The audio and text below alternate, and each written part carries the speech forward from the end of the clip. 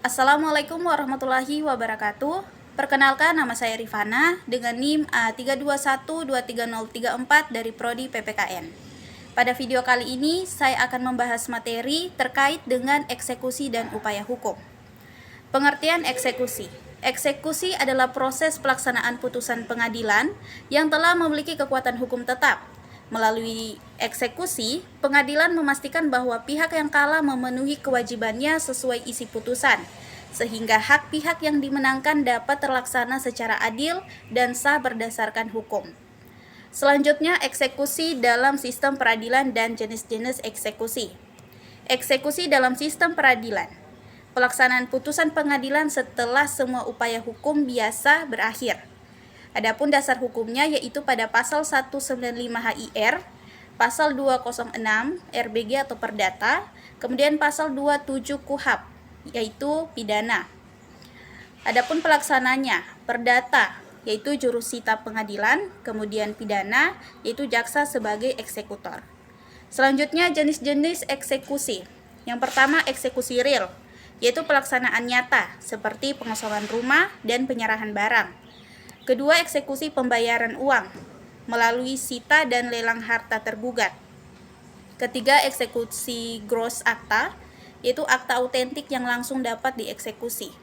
Dan yang terakhir, eksekusi pidana, yaitu pelaksanaan hukuman seperti penjara, denda, atau mati.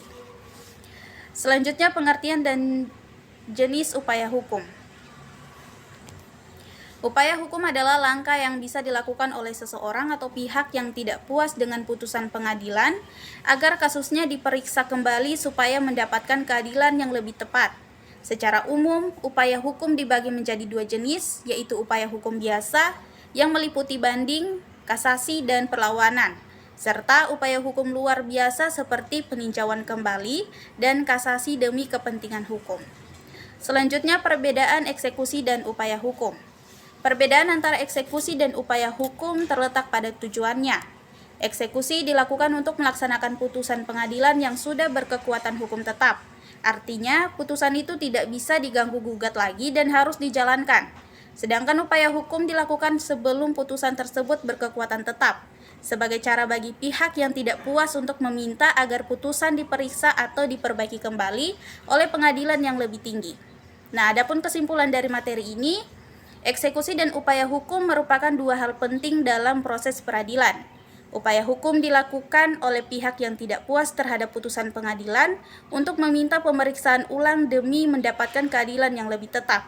Sementara itu, eksekusi dilakukan setelah putusan berkekuatan hukum tetap sebagai bentuk pelaksanaan keputusan pengadilan. Keduanya menunjukkan bahwa sistem peradilan di Indonesia menjunjung tinggi keadilan, kepastian hukum, dan pelaksanaan putusan yang sah. Sekian dari materi yang bisa saya sampaikan. Wassalamualaikum warahmatullahi wabarakatuh.